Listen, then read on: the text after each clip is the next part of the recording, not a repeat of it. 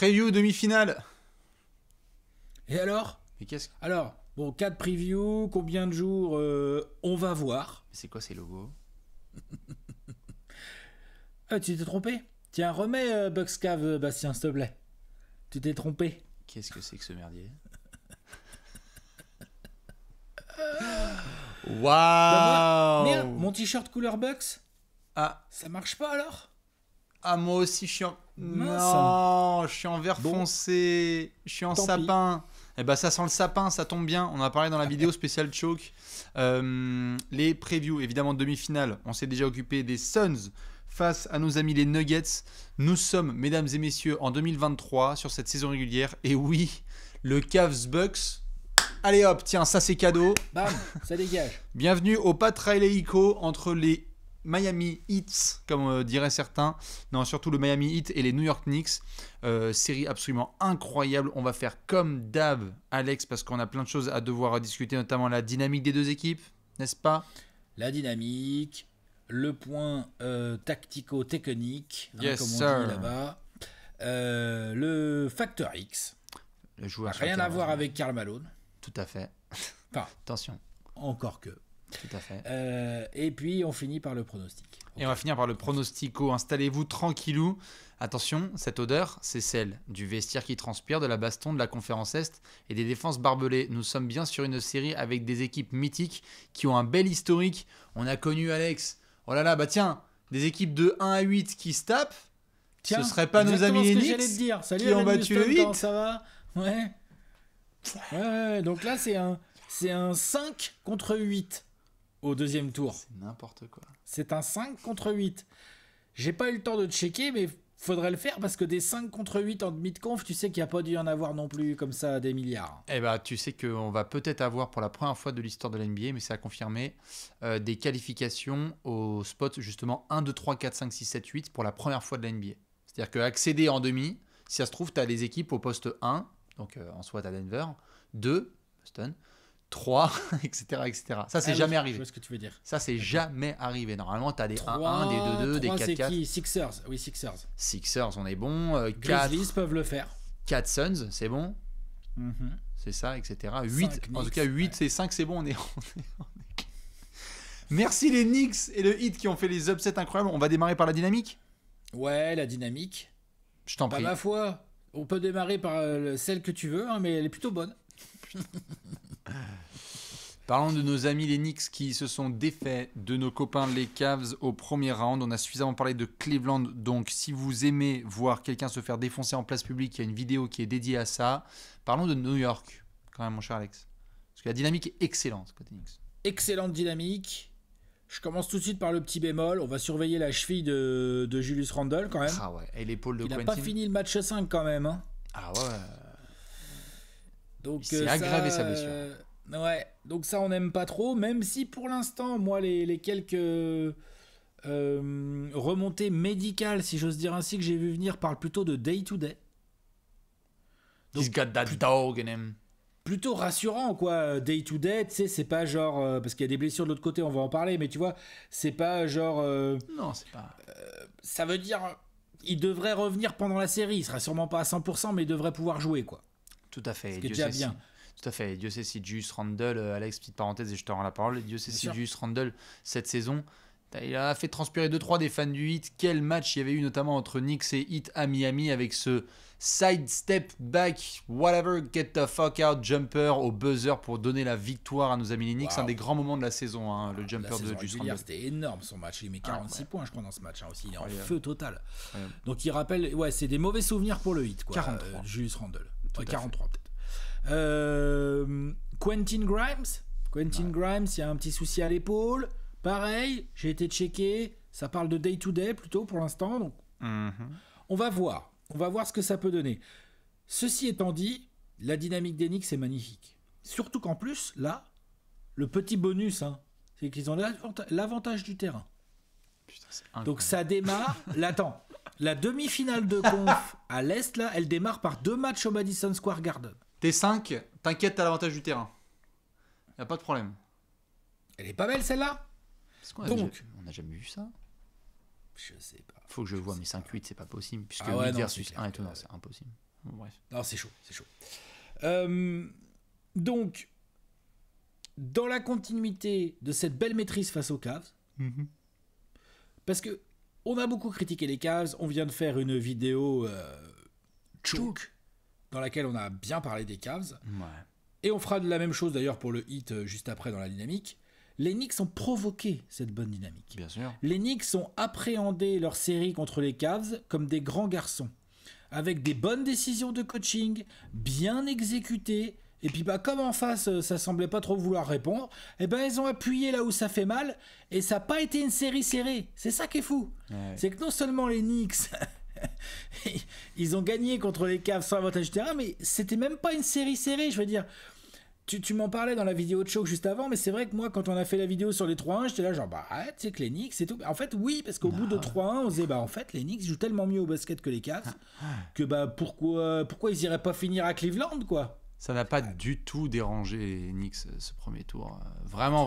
Moi, on a fait du mea culpa, et vraiment les fans des Knicks sont allés me choper normal. Hein, c'est comme ça, ça s'appelle trash talk. Hein, donc, ils sont venus me choper dans les mentions par rapport au pronostic du premier tour. Et vraiment, ils ont été très très forts parce que si tu découvres le basket avec cette série et qu'on te dit il y en a un là vraiment qui est moins bon en saison régulière que l'autre, tu n'y crois pas une seule seconde. Les Knicks donnaient le sentiment d'avoir été là pour la 13e année de suite et que les Cavs c'était un petit.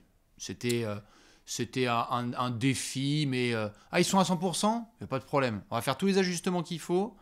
On va avoir des garçons qui vont monter en température. Moi, RJ Barrett, sa série, en termes de persévérance, j'adore. C'était incroyable. Alors qu'en fait, il démarre, on l'a dit et répété, c'était une des cibles. Et en fait, c'est devenu un élément fort de cette série. Jalen Brunson, qu'est-ce que t'en penses? Non, il a fait une bonne série, non? Ouais, je pense que les fans des Mavs apprécient énormément la saison globale de Jalen Brunson, et notamment ce premier tour de playoff, où il a été incroyable. On a réveillé les voisins avec lui. Mitchell Robinson, avec la fameuse phrase... Ça a commencé dès le match 1. Mais Jalen Brunson, dès le match 1, il fait des dingueries. Lui et Josh Hart, en fait. Jalen Brunson et Josh Hart. Tu peux décomposer, en fait, les Knicks sur la première série et dire Game 1, Jalen Brunson, Josh Hart. Ensuite, Game 3, défense de zinzin. Il n'y a pas un shoot qui rentre, tout le monde défend comme des fous furieux. Game 4, RJ Barrett. Il y a du Obi Toppin aussi dans le Money Time. Game 5, Mitchell Robinson et Emmanuel Quickley. Tu as eu des gars, évidemment, il y a d'autres garçons qui ont contribué, hein, mais tu as eu des gars à chaque fois qui sont sortis un petit peu de leur boîte et qui ont aidé au collectif. Mitchell Robinson, il fait une série. Je veux dire, Alex, le meilleur Mitchell de la série Cavs Knicks, il joue Robinson. À New York. Il s'appelle Robinson. Oui. Oui, c'est une dinguerie. Et c'est la qualité des choix et la qualité tout court des Knicks qui a provoqué cette dinguerie et cet upset. Qu'on le veuille ou non, c'est quand même un upset. C'est bien évidemment un upset beaucoup moins retentissant que celui du Heat face aux Bucks, hein, évidemment, mais ça reste quand même un upset. Les Cavs étaient favoris de tout le monde, de beaucoup de gens, des bookmakers, avec un meilleur bilan de régulière, la meilleure défense de la ligue, et ainsi de suite. Donc, non, chapeau aux Knicks, et du coup, ils arrivent en demi-finale de conf, avec l'avantage du terrain, et on va voir pour Randle, mais un effectif pas si loin que ça d'être complet, quoi. Je pose la question qui fait mal, pour que les gens se déchaînent dans les commentaires, et je te la pose donc, Alex. Ton pronostic? Non, c'est qui le favori dans cette série? Bonne question. Qui est favori? Parce que si tu regardes pur, on parle dynamique, on va parler du Heat après. Les Knicks ont bien géré en série régulière face à ce Heat. On a vu les Knicks qui ont bien géré en tant que 5, ils ont l'avantage du terrain. J'ai le sentiment que les Knicks partent un peu plus torse bombé. Là, de toute façon, ils ont le torse bombé H24. Mais ils ont un peu plus torse bombé là en ce début de série parce qu'ils ont le sentiment que c'est à eux de confirmer qu'ils sont au-dessus du lot en fait. Ils peuvent aller en finale. Les Knicks peuvent aller en finale de conf. Les Knicks peuvent peut-être être considérés comme favoris. Je peux... En tout cas, j'ai tendance à plus penser à eux tout de suite quand je parle de favoris parce qu'on va en arriver sur la dynamique du Heat. Alors, allons-y. Où le Heat, c'est un sentiment bizarre de monumentale gestion tactico-technique de Erik Spoelstra avec les joueurs, les 3 bouts de ficelle et tout. C'est absolument incroyable comment il a réussi à parce qu'on le cite jamais, on va toujours aller sur Butler extraordinaire. Butler a été monstrueux, Butler tourne en 37 points, 2000% au tir, et puis je sais plus combien il y a de rebonds, de passes d'ess, enfin, genre Butler, c'est nimp. Jordan. C'est nimp, sa série, c'est monstrueux, il y a des interceptions, enfin, c'est extraordinaire, mais Spoelstra tire le meilleur du truc. Gabe Vincent, sa série, elle est bonne. Il arrive à tirer 20 minutes de Kylori qui servent à quelque chose. Kevin Love, il bricole avec Max Strus. Duncan Robinson est quasiment à 10 points par match. Hein. Il a eu 2-3 coups de chaud quand il fallait. Duncan Robinson, moi j'aurais jamais cru qu'il serait autant utilisé en playoff, tu vois. Bah ouais, mais il n'a pas le choix parce qu'il y a Tyler Hero qui se blesse. Mais justement, on en vient là. Tyler Hero se blesse. Oladipo s'est fait le genou. Ces deux-là, on les verra pas dans cette série. Ça c'est chaud. Ça c'est vrai. C'est des deux énormes absences. C'est que vraiment là, les Knicks vont affronter des Cavs à 100%. Les Knicks vont affronter une équipe de Miami qui n'est pas à 100% en fait. Non, elle n'est pas à 100%. Tyler Hero, c'est pas rien, quoi. C'est plus de 20 points par match qui s'envolent, quoi. Donc, c'est dans ce sens-là que j'aurais tendance, après je reviens sur la dynamique du hit, à dire que oui, on peut considérer les Knicks comme favoris, ouais. Miami, en tout cas, débarque avec ce torse bombé de bonjour. Nous sommes la 6e équipe de l'histoire à avoir fait chuter un numéro 1 en étant 8e. Ils sont énormes, ils viennent du Play-in Tournament. Encore une belle pub. De la série. Tout à fait. Encore une belle pub pour le Play-in Tournament puisque Miami est passé par là. Ils se sont fait battre par Atlanta et aujourd'hui, ils sont en demi-finale de conf. Bravo à ce groupe qui a dû faire avec énormément de bâtons dans les roues. Quand tu perds Tyler Hero comme ça, le lendemain sur Twitter, on disait ça se finit en 5 ou en 6 pour les Bucks. Tu parles, il y a toujours eu des solutions trouvées par ce groupe qui a montré encore une fois qu'en termes d'expérience et de vétérans, j'aime bien ce qui se passe à New York. C'est-à-dire que New York avait un peu plus d'expérience que les Cavs. Mais s'il faut faire des échelles, t'as Cavs, Knicks, Heat. Genre Miami, le Heat, c'est au-dessus en expérience. Miami, ils ont en Butler, Lowry, Love, même Adebayo. Voilà. Et Spoelstra. Et Spoelstra, ça n'en parlons pas. Ils ont des gars qui en fait ont vraiment tout connu. Et ça s'est vu dans la série face à Milwaukee. C'est que lorsqu'il a fallu tenir bon dans la fournaise, si tu es capable de faire ça, Miami, à Milwaukee, parce que c'était quand même bien hostile chez les Bucks, je suis pas sûr que ça va leur faire trop peur le Madison Square Garden. C'est plutôt le genre de challenge qui vont dire genre vas-y gratte-moi le dos. T'as juste plus le seum que Tyler Hero ne soit pas là parce que Tyler Hero dans le MSG il aurait fait des beaux cartons je pense. Ah non, je pense pas du tout que le Heat va avoir peur du Madison Square Garden. Ils vont débarquer là, ils vont dire voilà, il y a 2 matchs, faut en prendre un. Allons-y. Butler, il sait ce qu'il a à faire. Le seul truc c'est pour ça, c'est juste que le fait d'enlever Tyler Hero complètement de la série, ça amène une charge offensive sur les autres joueurs, un peu sur Butler, un peu sur d'autres joueurs, que on va voir comment le Heat va la gérer, mais tu vois, c'est pas cool, quoi. Ouais, tout à fait. Pour terminer, évidemment, cette dynamique côté Miami, désolé pour cette expression, s'il y a des enfants, veuillez leur boucher leurs oreilles, mais comme dirait Bill Simmons, ils ont des flammes qui leur sortent par l'anus. Ils sont complètement en feu dès qu'ils shootent à 3 points, ils peuvent jongler avec leurs couilles, il n'y a pas de problème. Enfin, c'est incroyable, la réussite à 3 points du Heat, Alex. On avait fait un apéro début mars en disant, dis donc, ce Heat, est-ce qu'il peut bien attaquer ? Trash Talkers. On a eu un Heat qui a fait une deuxième partie de saison exceptionnelle offensivement et ça s'est vu face à une top défense de Milwaukee, donc attention. Une top défense avec 0 ajustement. Oui, une top défense sur le papier. Non mais c'est vrai, une top défense avec 0 ajustement. On vient de voir 2 top défenses se faire fumer en ne s'ajustant pas parce que les Cavs c'est une top défense aussi sur le papier. Facts. C'est vrai. Oui. Donc, de belles dynamiques. Notamment, on va y venir gentiment, mais je pense justement que les Knicks, même s'ils n'ont pas le même personnel que les Bucks, peut-être ils s'adapteront un peu plus par contre. Et qu'est-ce qu'il faut faire pour s'adapter ? Bah, il faut faire des points, des réflexions tactico-techniques. Passe backdoor, no look, ouais, Stockton pour Malone, Nash pour Amaré. On passe à la section évidemment tactico-technique. Dans cette section, c'est très très simple. Vous aussi qui regardez ces matchs, ou simple observateur, Knicks, Heat, y a-t-il un aspect que vous allez regarder plus que d'autres ? Je sais que toute ma Heat Nation là, la Knicks, Big Knicks Machine là, ils ont des choses qui vont surveiller de près. Alex, c'est quoi ton pro tactico ? C'est côté Knicks plutôt. Comment les Knicks vont-ils s'organiser pour défendre le mieux possible Jimmy Butler ? Ils sont prévenus là. Ils peuvent pas faire genre ah bon comment ça et tout. Non, ils sont prévenus. Et ils sont d'autant plus prévenus qu'il y aura pas Tyler Hero. Donc là vraiment tu sais que énormément de possessions vont forcément passer à minima à la création, voire parfois à la création et à la finition par Jimmy Butler. Tom Thibodeau a montré, on sait que Tom Thibodeau, c'est un coach qui réfléchit bien en défense. C'est vrai. Il a toujours été genre un coach qui tire le meilleur de ses joueurs défensivement et tout. Là, contre les Cavs, Tom Thibodeau, il avait mis en place un plan de jeu défensif. Et puis, Bickerstaff, il a fait, ouais, c'est pas mal. C'est bien, ouais, franchement, ça marche. Ah, faut ça faire marche des... bien. Non, j'ai pas compris. Ah, ça marche bien. Là, avec Spoelstra, mon poteau, ça va être une autre affaire. Tu peux pas. C'est sûr et certain. Et aussi avec Butler. C'est-à-dire que Butler, il va pas s'empaler comme un Donovan Mitchell, ou si ça fonctionne pas comme il veut, il va essayer de trouver différemment et tout. N'en reste pas moins que il y a un gros challenge qui se monte là pour la défense d'Enix, et notamment pour 3 joueurs que j'ai décidé de mettre en avant. Enfin, 2 plus 1 qui est un petit peu blessé, donc on verra. C'est en numéro 1, à mon avis, c'est du RJ Barrett. En numéro 2, voire en 1 bis, parce qu'on va voir comment Thibodeau va gérer ça, mais tu as Josh Hart. Et en numéro 3, en fonction de comment il revient de son épaule et tout, tu as Quentin Grimes qui peut s'y coller aussi un petit peu. Tout à fait.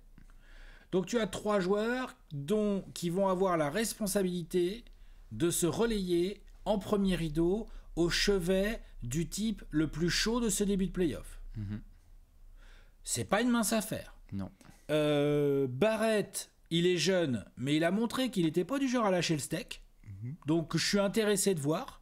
Barrett est un peu plus long que Hart et Grimes, mais un peu moins tanké. Hart et Grimes sont un petit peu plus petits que Butler, notamment, et par contre, ils sont tankés de ouf. Genre, Butler est tanké, Hart, il est tanké, il n'a pas peur. Il n'a pas peur et tout. Donc, c'est intéressant pour Thibodeau. Ensuite, tu peux pas croire, si tu as allumé ton écran, et que tu as regardé ce que Jimmy Butler a fait aux Bucks, tu peux pas te dire, ouais, c'est bon, Josh Hart, il va le contenir. Tu peux pas si t'es Tom Thibodeau. Non, mais c'est vrai, tu peux pas faire ça. Donc t'es obligé de te dire, ok, comment je gère les switches, comment je gère si l'autre prend feu, est-ce que je le trappe très vite et je lui fais lâcher la balle. Comme il n'y a pas Tyler Hero, ça peut être une option. Tu te dis, vas-y Kylori, vas-y mon poteau, vas-y Bam Adebayo, tu vois, par exemple, ou Max Strus, rentre tes tirs, tu vois. Ça peut être une option que Thibodeau est capable de prendre.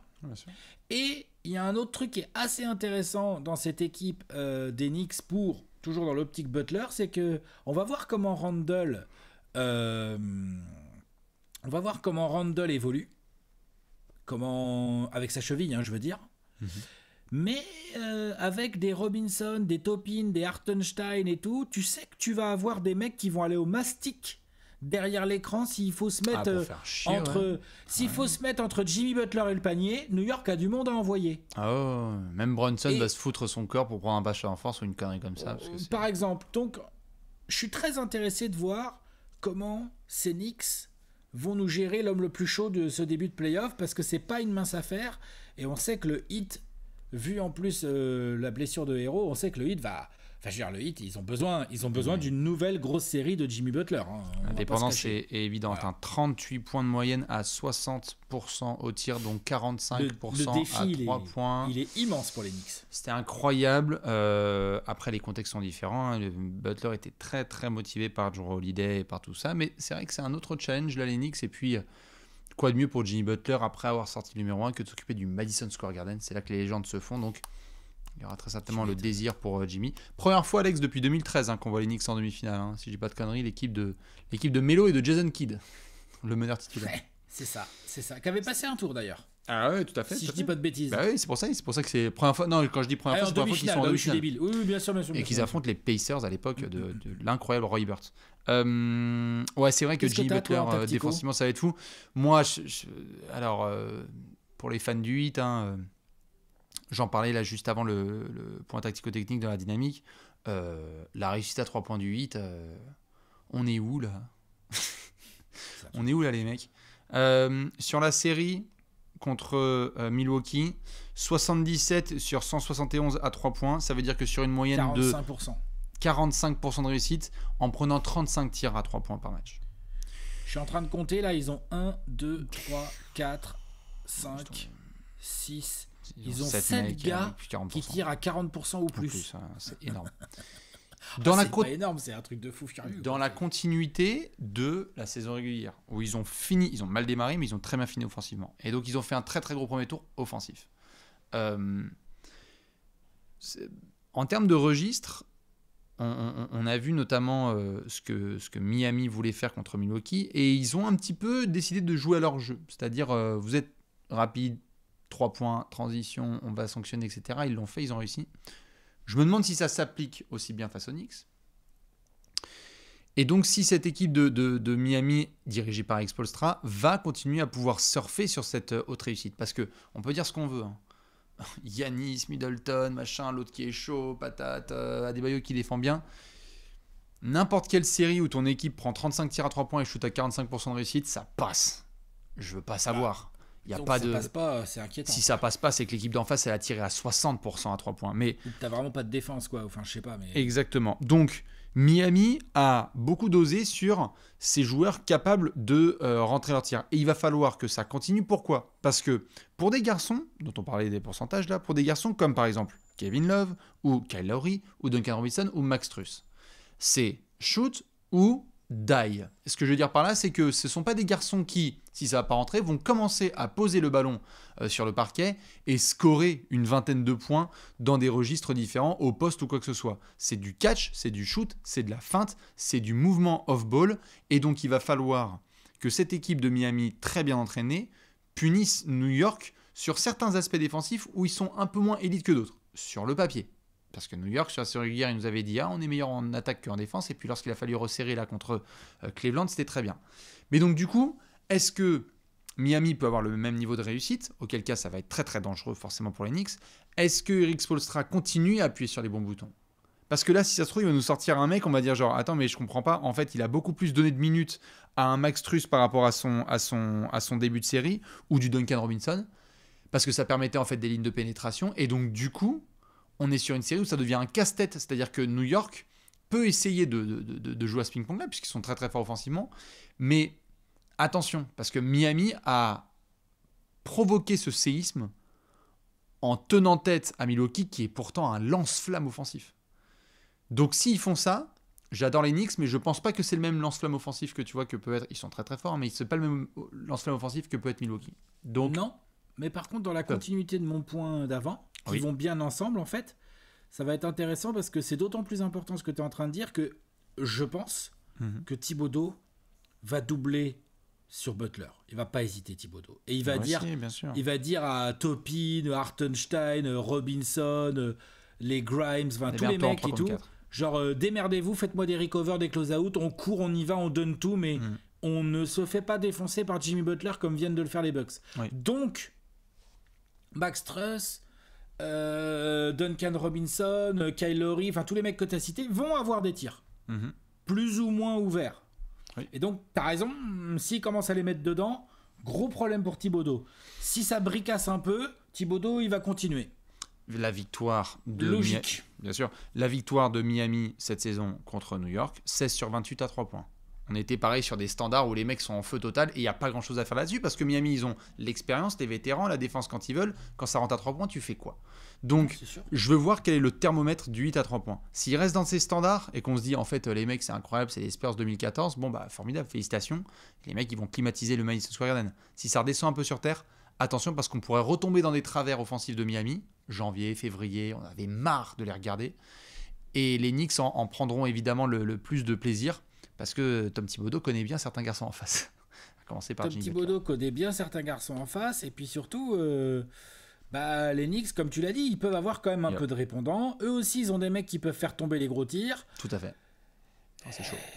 Non, c'est chaud. C'est très, très chaud. J'ai l'impression qu'aucune des deux équipes n'a vraiment de marge. C'est ça qui est chaud, je trouve. C'est vrai. Ça va nous mener à des pronostics tout à fait intéressants. Il est possible. Avant ça, on va faire un Factor X, Alex. Nous sommes en sortie de jumelles et on est dans les deux effectifs. Et il y a un garçon qui va nous intéresser plus que d'autres. Qui est ton Factor X sur cette série ? Un garçon dont on n'a pas encore trop parlé dans cette preview, et ça tombe bien, puisqu'on s'est pas mal focus sur la dynamique, puis sur le shoot extérieur et sur Jimmy Butler et tout. Non, mon Factor X, mon joueur que je vais vraiment suivre, c'est Bam Adebayo. Je crois que tu allais dire Cody Zeller. Nope. Non, c'est Bam Adebayo parce que Bam Adebayo n'est pas directement concerné par le côté genre faut rentrer les 3 points, comme tu l'as dit, l'adresse du 8 et tout. Bam Adebayo, un joueur qui prend quasiment pas de 3 points, enfin tu vois, c'est pas son jeu. Par contre, dans le petit jeu entre jeux, dans les pick and pop, si jamais Butler commence à se faire trap, Butler va avoir une solution que Bam Adebayo doit lui donner, c'est de venir chercher la balle autour de la ligne de lancer pour casser la défense. Et là, exactement. Et là, ça sera à Adebayo de la lâcher dans les corners ou de prendre le petit mi-distance et de le mettre dedans. Et de le mettre. Putain, qu'est-ce qu'il a rendu ouf. Ensuite, Bam Adebayo, et je pense que le staff de Spoelstra, qui est un ancien assistant vidéo, je pense que le staff du Heat lui a dit, t'as vu ce que Mitchell Robinson et Hartenstein ils viennent de faire à Brook Lopez, Portis, machin et compagnie? Il n'y a aucun cas où ça nous arrive à nous. Et ça repose en partie sur toi, monsieur Bam Adebayo. Tu n'as pas le choix. Bam Adebayo doit montrer ce qu'il a montré notamment dans le dernier match, le match 5 où ils ont fini les Bucks. Ce Bam Adebayo de combat, ce Bam Adebayo le surathlète qui peut couvrir un terrain hyper grand et qui quand même au passage vient mettre un contre ou deux, prend du rebond, garde sa raquette. Bam Adebayo doit être le meilleur intérieur de la série, surtout si Julius Randle n'est pas à 100%. Tout à fait. Donc, le challenge est sérieux pour lui. Bien sûr. Enfin, je veux dire, vas-y. Non, j'allais dire Bam Adebayo, la charte de début de série, c'est quoi le... Si Julius Randle est là, c'est le 4e meilleur joueur de cette série. À peu près, Voilà, je dis. Si Julius Randle commence à faire une série où tu sens qu'il est diminué et qu'il tourne à peine à 15 points par match, Bam Adebayo doit être meilleur. Ça doit être un top 3 joueur de cette série. Ouais. Ça ne doit pas être une discussion. Mitchell Robinson ne doit pas avoir un petit sourire en coin quand il se fait interviewer par les journalistes avant un match. Franchement. Comme c'est arrivé avec Garland, avec Mobley et Allen. Ça va lui faire tout drôle quand même à Mitchell Robinson, hein, parce que c'est quand même pas le même animal. Hein. Tout à fait. C'est un autre bestiau à Adebayo, attention. Ouais, mais ça va faire encore du travail pour Bam. Hein, putain, parce que il doit nous le prouver, il doit nous le montrer. Et donc il y a son rôle en attaque où il va être en mode pierre angulaire, comme il sait déjà très bien le faire, mais là il va lui falloir un petit peu plus d'agressivité. Je pense que le Heat va avoir encore plus besoin de un petit peu plus de points de Bam Adebayo. Va en avoir besoin, ne serait-ce que pour obliger Mitchell Robinson à sortir sur lui quand il y a un petit jumper mi-distance, quoi. Tu vas obliger au moins ça, quoi. Pour que les mecs comme Caleb Martin, Struss et compagnie qui aiment bien venir gratter du rebond offensif, ils aient pas un big man de ouf à se taper. Non, bien sûr. C'est tout bête, hein, c'est déjà la base, tu vois. Et ensuite, côté défensif, Bam Adebayo, il doit montrer. Là, il va pas avoir des intérieurs trop techniques en face de lui. Non, il n'a pas besoin de sortir trop loin. Je veux dire, c'est pas grave, hein, si Mitchell Robinson ou Hartenstein prennent des 3, bon, que ce que je te dise. Non, tout à fait. Mais c'est pas Capella. Brook Lopez, quoi. Tout à fait. Mais Capella et pendant une séquence Drummond sur les matchs de play-in ont fait des saletés. C'est pas les techniciens. Ils ont pas 99 en technique. Hein. Mais par contre, ils sont longs, ils sont chiants. Donc attention parce qu'il y a eu des séquences où on se regardait, on faisait putain, bam. Il y a eu des séquences où on s'est dit, ils sont petits, le Heat.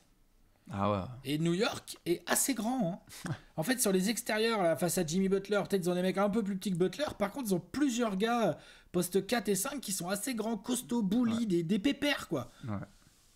Donc, immense challenge pour Bam Adebayo. Genre, le Heat, à mon sens, le Heat ne passera pas ses Knicks sans un grand Bam Adebayo.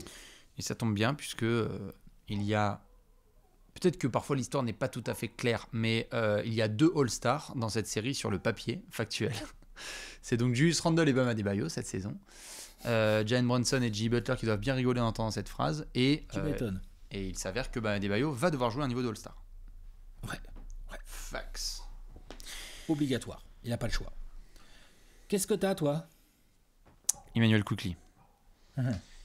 IQ, qui a vécu une saison régulière exceptionnelle, qui a rendu, ou plutôt vu, Malcolm Brogdon repartir avec le trophée de 6e de l'année, excellent, Immanuel Quickley. Parfois, il a été titulaire, parfois, il a été remplaçant. Souvent, il a été remplaçant. Bon, des deux côtés du terrain, capable de sanctionner, de créer ce petit grain de folie. On l'a vu en difficulté face aux Cavs sur le premier tour. C'était dur pour IQ. On était là, genre, waouh, la vache! Comment ça se passe pour Immanuel? Il n'arrive pas à trouver ses séquences. Et puis, out of nowhere, le Game 5. Et là, ça vient, ça sort. Et ça permet justement à une équipe comme New York de se dire, ouais, c'est quoi, les Cavs, là, il faut les finir en 5. On va les terminer chez eux. Ils vont se faire huer par tout leur public, il n'y a pas de problème. Il a même pas très bien shooté. Hein. Ah, tout à fait. Il a été agressif. Mais il a été agressif. Il a provoqué des lancers. Lorsqu'il y a des contre-attaques, il va au mastic pour essayer de jeter ses bras en l'air et avoir de lancers parce qu'il sait que c'est bien fondamental dans cette série. Pourquoi? Parce que tu vas avoir des plans de jeu, comme on l'a dit, défensifs, sur des Randle, sur des Brunson, sur d'autres garçons, sur des H.J. Barrett. Il faut que Quickley prenne ce poste de « Hey, je vais mettre un petit peu de TNT » et en fait, c'est moi qui vais gérer, en l'absence notamment en face de Tyler Hero, ce côté folie, offensive. Sur la saison régulière, il y a des matchs sur lesquels il a été immense pour eux, notamment face au Heat. Il y a eu un match à 24 points dans une victoire des Knicks. On en a eu un autre, si je dis pas de conneries, où il a mis 21 points, pareil en sortie de banc en 22 minutes. Il peut se dire, là, Immanuel Quickley, qu'il a fait un mauvais premier tour et que c'est maintenant qu'il doit sortir de sa boîte et vraiment, vraiment aider les Knicks à se dire, il n'y avait pas de débat en sortie de banc. Certes, j'aime beaucoup Caleb Martin, j'aime beaucoup ces garçons-là, mais j'étais le meilleur joueur en sortie de banc et j'ai aidé ma franchise à aller en finale de conférence. IQ a beaucoup de choses à jouer là. Est-ce que la scène est trop brillante pour lui? Je ne pense pas. Est-ce qu'il peut même dorer un peu son futur contrat? Je pense. Parce que là, attention, tu fais une belle série en sortie de banc là, pour aller en finale de conf. L'agent, là, il est en hélicobite. Non, mais qu'il se fasse pas fumer par Gabe Vincent ou Max Stress, quoi. Exactement. Parce qu'attention, c'est des joueurs sérieux. Hein. Tout à fait. Mais si tu as été top 2, top 3, 6e homme de l'année en régulière, faut que tu le sois aussi là dans ce genre de série. Et pour peu qu'on soit dans des match-up parfois un peu serrés dans le Money Time, et dans des situations même avant le Money Time, dans le troisième quart-temps, où par exemple ça peut être vraiment pas de la bouillie basketball, mais tu vois, très très très dense, très intense, il faut que IQ sorte des actions, tu sais, dont lui ça a le secret, quoi, parce qu'en fait... il y a eu un run de 7 à 5, tu sais, où on respire plus. Et il y a tant mort de Spoelstra parce qu'en fait, Immanuel Quickley vient de mettre 2 paniers de suite, tu vois. Mais il faut, parce que ça va défendre trop bien. Je pense côté Miami. Non, c'est clair, gros rôle à jouer. Bam Adebayo pour Alex, Immanuel Quickley pour Bibi. Évidemment, plein d'autres garçons sur lesquels compter, notamment monsieur Jalen Brunson. On va terminer. Pronostico? Allez, tranquille, on y va, l'avenir. Voilà, vache. Dans cette section, c'est très très simple. Nous sommes là pour vous dire ce qui va se passer d'ici 2 semaines. Comme vous avez pu le voir, on vous avait annoncé Knicks Heat, ok? Bien sûr. Donc, restez bien attentifs. On vous rappelle aussi de bien rester attentifs pour les rappels évidents, Alex? Oui, bien sûr, c'est que comme vous pouvez le constater avec nos pronostics et les cotes qu'on vous propose à la fin de chaque preview, il vaut mieux ne pas miser l'argent qu'on ne peut pas se permettre de perdre. Je crois que ça me paraît assez clair. Voilà. Conseil, celui-là, comme je le dis toujours, celui-là a 100% de réussite. Faites pas les bolos, sinon vous allez aller à Cancun avec Grayson Allen. Alex, tu as ton pronostic, je vais le découvrir, comme tout le monde, et tu vas nous donner ta petite explication. Tu es prêt? Je suis prêt. Knicks. Je vois les Knicks passer. Et d'accord. Oui, j'ai mis 4-2. Bon, alors là, on va... Donc ça finit à Miami, excuse-moi. Oui, voilà, c'est ça, tout à fait. Ouais, tout à fait. J'ai bien compté aussi. J'ai fait le calcul également. Ce n'est pas la cote la plus probable, hein, donc il faut quand même le noter, même pas du tout. Tu as plusieurs cotes qui sont plus probables que celle-ci, on verra comment Bastien s'est positionné, mais sachez quand même que la cote la plus probable est un 4-3 Knicks, 4, que la deuxième cote la plus probable, et celle-là, pour faire plaisir à Miami, c'est un 4-1 Knicks, et que la première cote la plus probable est un 4-2 Heat. Pour le Heat, pardon. Pour Miami, première cote la plus probable, ouais. Voilà. Et donc, moi, je pense que les Knicks vont passer, vont aller en finale de conf. J'avoue que c'était pas évident c'est pas évident de pronostiquer cette série. Là, je vois plutôt les Knicks. En fait, je les vois finalement. Les Knicks, je pense que l'absence de Tyler Hero va vraiment les avantager sur pas mal de moments. Je pense que les Knicks vont prendre des sauces de Jimmy Butler, voilà, qui ne va pas, mais qu'ils ont finalement plus de discipline et un coach qui n'hésitera pas à trancher dans le vif pour essayer des choses défensives pour ralentir, contenir, obliger Jimmy à lâcher sa balle, à prendre des shoots plus compliqués. Et de l'autre côté, le Heat aime bien pouvoir faire des plans défensifs précis, boucler des mecs et tout. Là, oui, ils vont prévoir un petit comité d'accueil à Jalen Brunson, hein, c'est normal. Hein. Mais en fait, tu peux même pas être trop sûr de ton truc, quoi. Tu peux, comme toi, t'as parlé d'Emmanuel Quickley en sortie de banc. On ne connaît pas exactement l'état de la cheville de Randle. Ce qu'on sait, c'est qu'il y a de fortes probabilités qu'il joue. On verra à quel niveau. Ensuite, on a vu RJ Barrett commencer à mettre des tirs. Qu'est-ce qui va en être de l'apport offensif des mecs comme Josh Hart, Quentin Grimes? Est-ce qu'ils vont rentrer leurs tirs, tu vois? Tu as pas mal d'incertitudes et en même temps de certitudes dans cette attaque des Knicks. On sait qu'ils vont chercher, comme tu disais, ils vont se filer le ballon, prendre le relais et tout. Et quelque part, c'est presque plus emmerdant à gérer pour le Heat. Donc, même si je pense que d'assez loin, le Heat a le meilleur joueur de cette série, Jimmy Butler, je pense que les Knicks vont mieux jouer au global et avec l'avantage du terrain, vont se mettre en confiance pour gagner cette série. Très bien. Ouais. Et je pense que Spoelstra ne pourra pas out-coacher Thibodeau comme il a out-coaché Budenholzer. Un peu moins. Je pense que Spoelstra est quand même un meilleur coach, mais la différence est moins évidente. Voilà ce que je pense. Vas-y Bastien pour le 4-1 Heat. Quel troll. Quel troll exceptionnel. 4-3. 4-3. Ah, Knicks. Ah oui. Ah bah j'aurais juré que t'allais mettre le Heat. Non. Ah bah d'accord. Ah bah alors là. Oui. Ben non, mais j'aurais vraiment, hein, si on m'avait demandé avant la vidéo, j'aurais dit non, mais Bastien, déjà, il va mettre le Heat. Non. Je veux voir le. Bah non, mais attends, pas de problème. Donc, t'as 4-3. Bah tu vois, les A4, ouais, c'est ça, j'en parlais tout à l'heure. Ok. Qu'est-ce qui fait que je peux pas te rejoindre sur le 4-2 ? Le meilleur joueur et ou potentiellement les deux meilleurs joueurs de cette série sont à Miami, sur le papier. Jimmy Butler a l'expérience, tout ce qu'il faut. Ils ont des gars, des vieux briscards, les Kyle Lowry, des mecs comme ça. L'expérience. Miami a plus d'expérience que ces gars côté New York. Spoelstra peut avoir l'avantage. Ça pèse. Hein. Tout à fait. Spoelstra peut avoir l'avantage aussi sur Tom Thibodeau. Donc, quand tu commences à accumuler des trucs comme ça, on est sur une série déjà qui est un peu longue.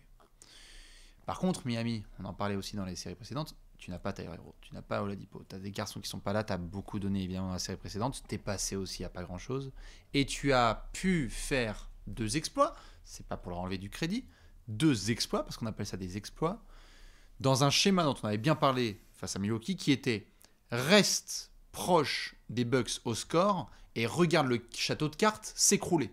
Ça sera pas le cas là. Ce n'est pas le cas de New York. Je ne pense pas, et j'espère que cette vidéo ne va pas être séquencée. Ce n'est pas le cas. Tu sais, avec 4 gros chokes dans le Money Time, c'est hors de question. Je pense vraiment que pour New York, se retrouver dans des situations de Money Time, ça leur fera pas peur. Même s'il y a Jimmy Butler en face, même s'il y a des garçons d'expérience. Mais je crois que sur des points forts sur lesquels Miami peut taper, New York est assez bien préparé. Ils ont ce trio dont tu parlais là. Je pense que Josh Hart va être fondamental. Il était sur la série précédente. Il va être fondamental parce que je pense qu'il va être pas mal. Tu hésitais sur le RJ Barrett, Josh Hart. Ils vont évidemment se relier eux deux. Hein, mais il va être pas mal sur Jimmy Butler, je pense. Il a cette discipline, il a ce corps, il est tanké comme tu as dit. Donc je pense qu'il représente un profil encore meilleur que ce que Milwaukee pouvait proposer. En premier rideau, c'est pas mal. Ouais, tout à fait. Je pense limite. On a pu voir avec Brook Lopez, mais qu'un Mitchell Robinson peut faire une très très grosse série et que donc ça fait chier pour du Bam Adebayo. On avait eu des sentiments avec les Bucks de parfois manquer de sérieux. J'ai pas l'impression, là sur ce premier tour, que New York me montre des signes d'équipe qui n'est pas sérieuse. Et s'il faut être sérieux, on peut retrouver aussi le Heat qui nous a déçus à plusieurs reprises. Et où on voit certaines lacunes. Ils ont, pour reprendre mon expression, shooté avec l'anus en feu sur le premier tour. S'il continue comme ça, allons-y, bravo.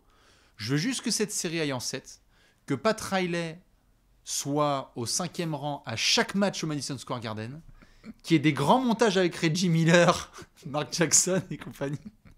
C'est clair que c'est énorme. Qu'on ait une pétition qui permette une nouvelle fois à Charles Oakley de revenir. Morning et Larry Johnson s'il y a un Game 7 au Madison Square Garden. Et je veux qu'il y ait une pétition qui soit lancée où Charles Oakley peut revenir dans son antre. Ça va être incroyable, ça va être historique. Je pense que ça va être une grande série, mais qu'elle est pour New York. Les Knicks seront en finale de conférence, Alex. Alors celle-là. Voilà. Pour se retrouver évidemment contre les Hawks, hein, bien sûr. Voilà, c'est ça, nous sommes absolument d'accord. Tout à fait. Premier tour de 2021. 21. Ça veut donc dire que, Alex, comme peut-être la Hit Nation va venir nous chercher par le colmar. Il faut bien qu'on fasse un pronostic. Vous n'avez donc rien compris. Vous continuez à pronostiquer contre Jimmy, Big Jimmy. Face Coffee. On verra ce que ça va donner. En tout cas, on est tous les deux d'accord sur le fait que les Knicks vont passer au round suivant en finale de conférence. Dites-nous, vous, ce que vous pensez évidemment de cette série. Quel est votre pronostic? Qui est votre facteur X? Quel est votre point tactico-technique? Début de série dans quelques heures, dans quelques jours. On suivra ça de très très près et on se retrouve. C'est dimanche? Ça démarre dimanche? J'imagine. Ouais, je vais regarder ça, bouge pas. Ouais, je crois que ça démarre dimanche. Je pense que ça va se démarrer dimanche et on aura évidemment d'autres séries de playoffs à devoir débriefer prochainement. Ce sera dimanche à 19h. Incroyable. Ouais.